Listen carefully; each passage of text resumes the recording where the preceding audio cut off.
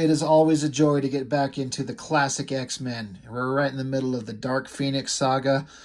I find myself wanting to not do these because I don't want it to be over. I'm enjoying going through these books so much. The story is so interesting. The art is so good. And it just takes me back to when I was reading these stories in real time. As I've said before, this is classic X-Men. They're reprinting the original stories. So when I say I read it in real time, I didn't read it when it was originally published, but I got to read it in a monthly comic book being released on a schedule. And you get 17 pages is all. 17 pages of story and art to give you all these little chapters of this Phoenix saga. And I couldn't wait for the next one to come out. I'm like, holy shit, where is this going? Like, what is going to happen? It was so good. So the last issue was issue 39 was one of my favorites because it had the part where Wolverine was awesome, taking on all the soldiers of the Hellfire Club and just showing what a badass he is. It ended with Cyclops in a mental war against Mastermind, and he dropped to the ground, and it ended with the big splash page of Nightcrawler saying, holy shit, Cyclops just dropped down to the floor. He's dead. That's the last page of the last issue. First page of the next issue, oh, look, he's alive. He's awake. Oh, okay, never mind. So I'm sitting here saying how great it is, but then I have there's some story beats that are kind of, I mean, it's kind of silly. It's like, oh, he died. Oh, no, he didn't. But in a monthly comic, what a hell of a cliffhanger to leave you on. And then, you undo it here. He was almost killed. They thought he was dead, but he's not. But the Hellfire Club, they captured him, and Mastermind, he's been manipulating Jean Grey for a long time. It's been shown in all the books that I've actually got, all the way through to the previous story where he's just manipulating her, trying to get control of her mind. And as of last issue, it worked. She joined them. So we're getting a little bit of a recap of what's going on. We see the X-Men who are captured. Colossus, Storm, Nightcrawler, Cyclops. This is how they are right now. This is what they would normally look like. But this is what Jean Grey sees. She's being projected this image of like another time, another era. She's being completely manipulated by this greasy old asshole who actually looks like this, but he makes everyone see him as this handsome man. And then we've got the Hellfire Club, who we've just been introduced to. Harry Leland, Sebastian Shaw, and Donald Pierce. All pretty awesome guys. And, the X-Men come along and they get their asses handed to them by the Hellfire Club easily. They took them down and they're celebrating. And the biggest part of their victory is that they got Jean Grey. She's on their side. She's now the Black Queen. They're like, we're awesome already. And now we've got the most powerful X-Men on our side. We're great. The story's recapping how it's raining. Wolverine and Nightcrawler were crawling through the sewers, and Wolverine found a bunch of electrical wires, and he stripped the coating off of the wires, so when the water rises, once it gets to that point, the water will hit the wires, short it out, and maybe give a blackout into the Hellfire Club. He's like, we might need a distraction, so I'm just going to do this just in case anyway. But the book ended last time with Wolverine getting kind of almost overwhelmed by all these soldiers, but here he just busts through the door. I mean, he comes jumping in here, and he says, evening, folks, the name's Wolverine. You and me got business, and for all the flunkies in creation, ain't going to keep me away. It's kind of silly dialogue. So again, I talked about how great it is. There's always going to be kind of silly dialogue things. But Mastermind tells Jean Grey, he's like, man, stop Wolverine. And she's like, oh, that'll be a pleasure. And then quietly to herself, she's saying, more of one than you can possibly imagine. And so Wolverine gets picked up by Jean Grey's powers, and it's more silly dialogue. He's saying, cripes, Jean's clobbering me with a telekinetic zap. It sounds so silly, and it sounds exactly like Chris Claremont dialogue. But what we see Cyclops saying here is it's a big leap in understanding of what's going on, but in issues previous, Jean Grey established a psychic rapport, like a mental connection between herself and Cyclops. And it's like they're open to each other's thoughts and feelings at all times. It's a connection between two lovers, like the most intimate kind of connection you could have. And Cyclops is saying here that he can suddenly hear her voice in his head, her presence. It says she reestablished our psionic rapport. I can hear her, feel her. She's so beautiful, shining like a star.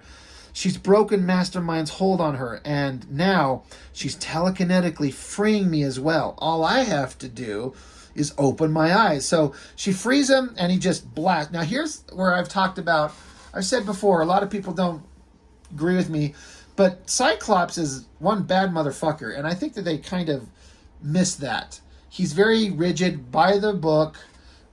He needs to lighten up and get the corn cob out of his ass. But when it comes time to be a strategic leader, he's a bad motherfucker. He blasts his helmet right off, smacks Donald Pierce right in the head.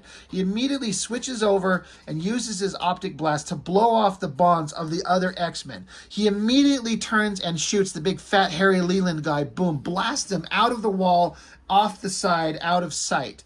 Like instantly, in a span of like seconds, he's knocked half of the bad guys down, and they're all shocked. Here's Donald Pierce on the ground, like his head ringing. He's a robot, so I don't know if his skull is, so maybe that could have fucked him up more. But Leland guy goes flying off. Wolverine's pissed off. He's like, this fat sack of shit is the one who almost killed me. So he's like, I'm coming to get you. He's like, hey Leland, last time we tussled, you nearly trashed me. You owe me a rematch, bub, and I'm here to collect. Sebastian Shaw, he's like, oh, good, let's fight. His whole power set is if you punch him, any kinetic energy, you punch him, you shoot him with an optic blast, you pound on him, he just absorbs that energy. It makes him stronger. He doesn't get hurt. And Cyclops is like, being a bad motherfucker again. He's like, I don't have to shoot you. He just blows a hole in the ground under him. Just keep him off his feet. So he drops down off balance. Donald Pierce is getting back to his feet, and Colossus, in his human form, just picks him up and starts kind of telling him off, and Donald Pierce kicks him right in the face, knocks him on his ass, and they're like, holy shit, this guy's a robot. He could kill you. And Cyclops yells at Colossus. He's like, Colossus is saying, don't worry, my pride is hurt worse than my body. And Cyclops says, if that's true, Colossus, you're luckier than you deserve. You should have anticipated that attack. You've a brain inside that head of yours, mister. Start using it. I'm like, Jesus Christ. I mean, Cyclops is right, but he's like berating them like right here in the middle of the battle. But he's like so pissed off. We almost lost. This is life or death stakes. Colossus, armor the fuck up. Like, why are you even being human and letting this robot guy? He could have snapped your neck and you could have been dead. So he's like, armor up and let's go. So over here, Wolverine's diving down at Leland. What's his name? I forget his last name. It doesn't matter. Harry Leland is it? Leland is his last name.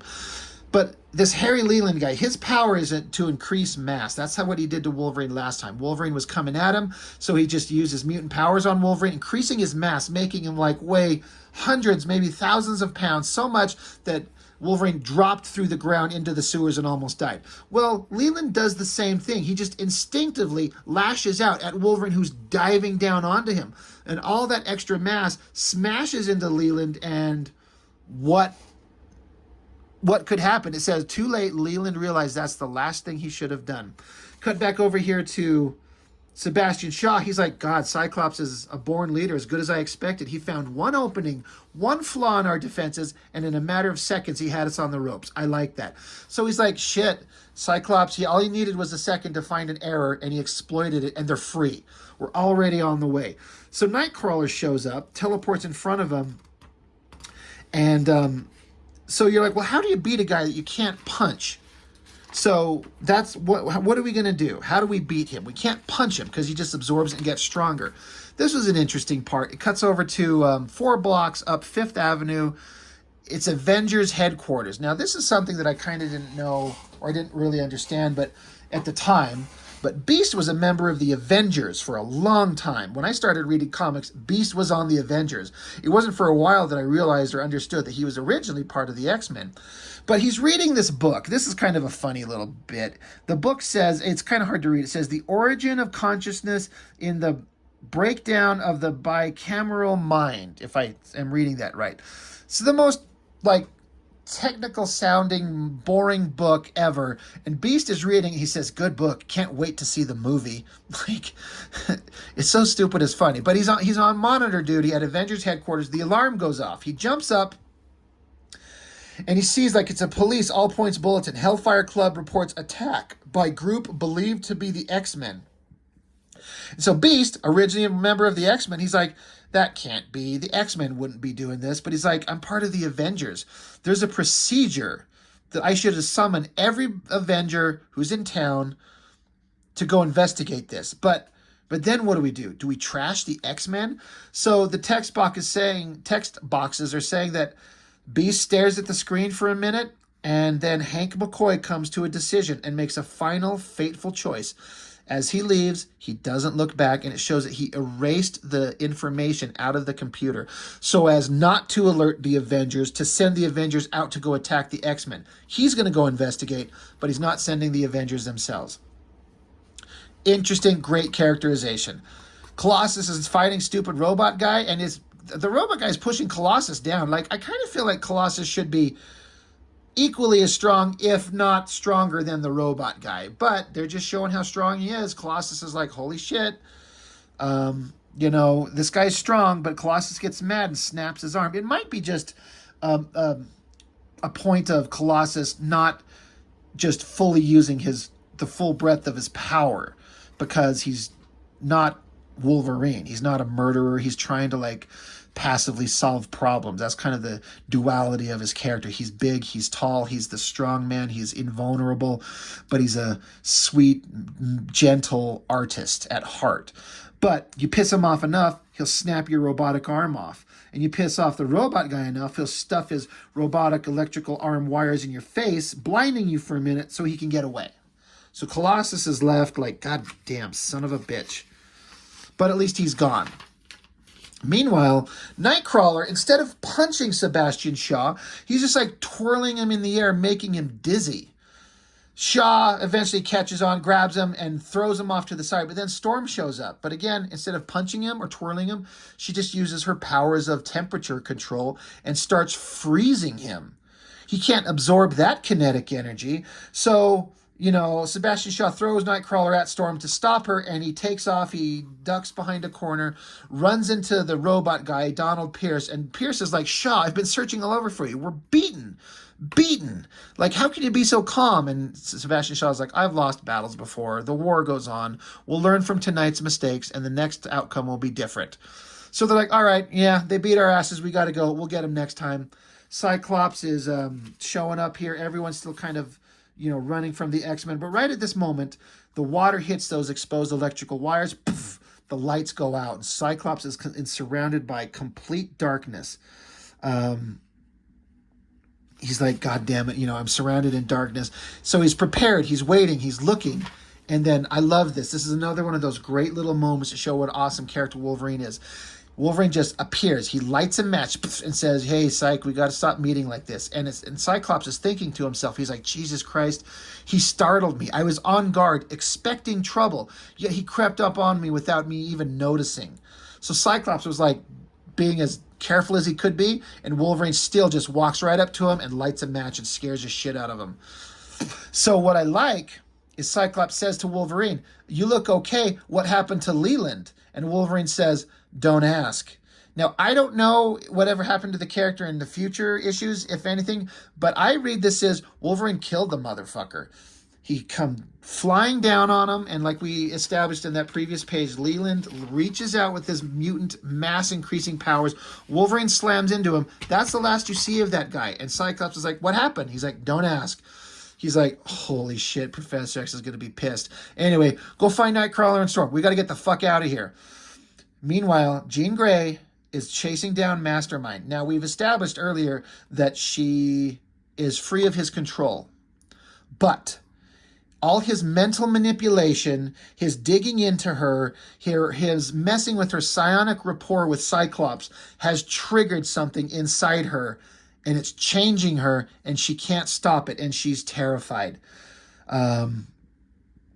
She stands motionless, a shadow among shadows, feeling dark fire consume her soul. Her face is supernaturally calm. Her face lies. Jean Grey is terrified, more afraid now than she's ever been, because she knows what is happening to her and she cannot stop it. She laughs to herself. The man is such a fool. She will enjoy what happens next. And realizing that, she weeps. So Mastermind is realizing he's lost his mental control over her. And they run into each other. And she's saying, "You made a mistake, Jason. You slew the man I loved before my eyes. Instead of severing my last connection with the X-Men that acted like a bucket of ice water in my face. Instead of enslaving me forever, you shocked me awake. You set me free. Too late." He says, "No, I compensated for that reaction. My power should have." And she says, "Your power is nothing." She sends him up against a wall, grabs him. He's like, "You're killing me." And she says, "Wait, before I fucking kill you," she's like, "I need to know. You are an illusionist, not a telepath. How do you reach into my mind?" And he says that he's got this device of the White Queen's design that allowed him to project his illusions that he can create directly into her mind and monitor her thoughts. So she crushes the device, and, so he can't do that anymore. But then there's this dark, shadowed picture of Jean Grey. Jean Grey has always been the sweetest, most loving kind of character, but there's this darkness consuming her. So she's like, "I grant you your wish. I'll give you power, Jason Weingard, such that as no living being has ever dreamed of." Close-up of his face, close-up on his eye, close-up on his eyeball by itself, and we see like space scenes, the galaxy. And we see this big half panel of his distorted body. At Jean's touch, his mind expands at the speed of thought, racing instantly from one side of reality to the other through all the infinite reaches of space and time. In the blink of an eye, Mastermind finds himself in touch with the universe, his brain flooded with all the myriad absolute contradictory truths of existence. He screams, unable to cope. He runs, unable to escape. He drowns. He is, after all, only human, a man of limited awareness, limited power, limited ability, transformed in a twinkling into a god. Some people can handle the experience. Some people can't. And so she just did this. Like, you'd think Jean Grey would just like blow him up and kill him. But, these are comics. So she just leaves him as like this drooling vegetable. And so she walks out.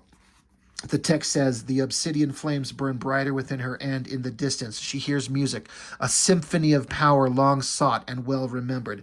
Transfixed by an unhuman joy, her burning soul spreads its wings and soars towards a destiny that will no longer be denied." So what the hell does all that mean? Cyclops finally catches up to her. He's like, "Jesus, are you all right?" And she can't really speak, and he's thinking to himself, something's wrong. She's like ramping down our psychic rapport. She's hiding from me.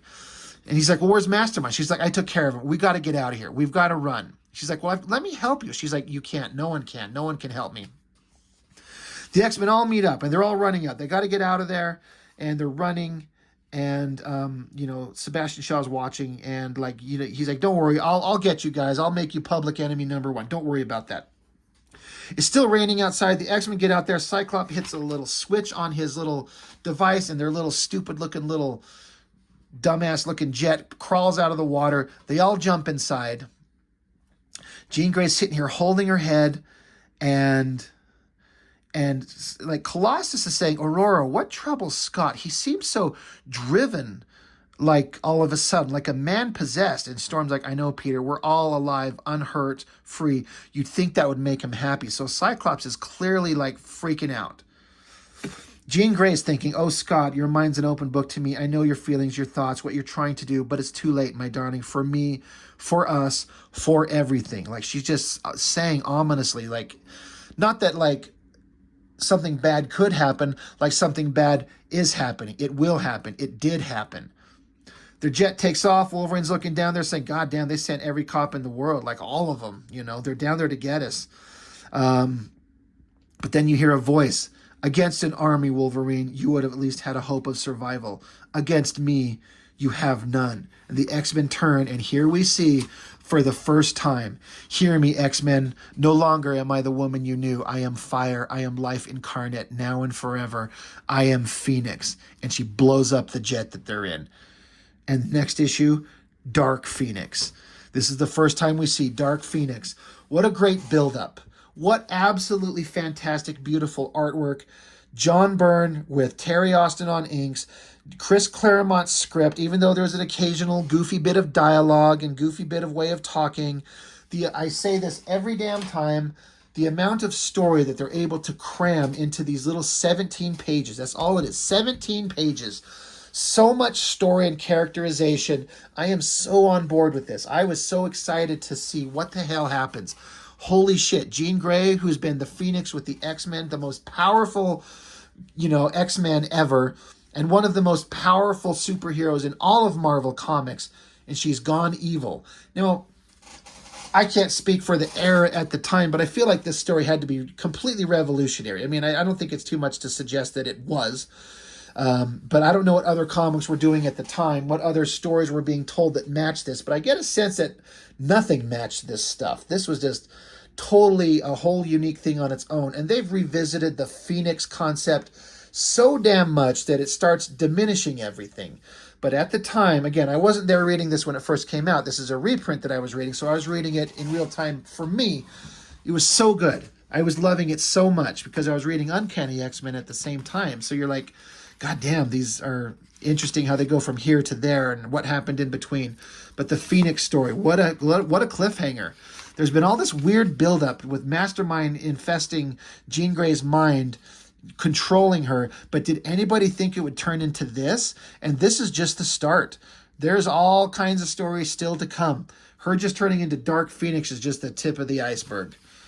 But boom, she blows up the jet. Great lettering. Great stuff. It's so good. And as usual with these classic X-Men, there's backup stories, and some of the backup stories are great. Like the last issue, issue 39, was that story with Storm and Wolverine, drawn by Jim Lee, one of my favorites ever. This thing with Nightcrawler, I don't care. There's nothing there. Who wrote it? Tom Orzechowski, the letterer of these comics, wrote this. If I ever read it, I don't remember. I don't care. There's some chick with one leg and Nightcrawler, and I don't care. There's nothing about this. I'm not saying it's a bad story. I didn't read it because I didn't care. If I ever read it the first time I read these books, I probably did, because after reading the Phoenix Saga, I'm going to read a story about Nightcrawler and some one-legged lady jumping around doing who knows what. Could not care less. Interesting that they've got the Acts of Vengeance on here twice. That was a fun thing. That was an interesting idea. Acts of Vengeance, really cool. And what a great cover. This Stephen Lytle, if I'm saying his name correctly, redrawing these front covers and the inside covers, but putting a new visual spin on what's going on in the story. I didn't appreciate him at the time. I think I intuitively felt the emotion of the awesomeness of the covers, but I couldn't understand that. I didn't think the drawings were that good because I'm stupid. But now that I'm older and I get it, the drawings are fantastic, and the emotion that he captures with each cover to, give us an idea of what's coming in the book is brilliant. I love it. It looks so good. And classic X-Men, the Dark Phoenix Saga, on this old newsprint, it just looks so good. Perfect comics right here. So, and it's just getting more interesting. The Dark Phoenix Saga is great. It's a shame they fucked up the movies. It's such a good concept that they just ruined. So who knows if we'll ever get a good version of that. But anyway, that's it. Thank you for joining me with the classic X-Men. I can't wait to get to the next one, but I don't want to get through them too fast because I don't want them to be over. But that's all for now. Thanks for joining me. See ya.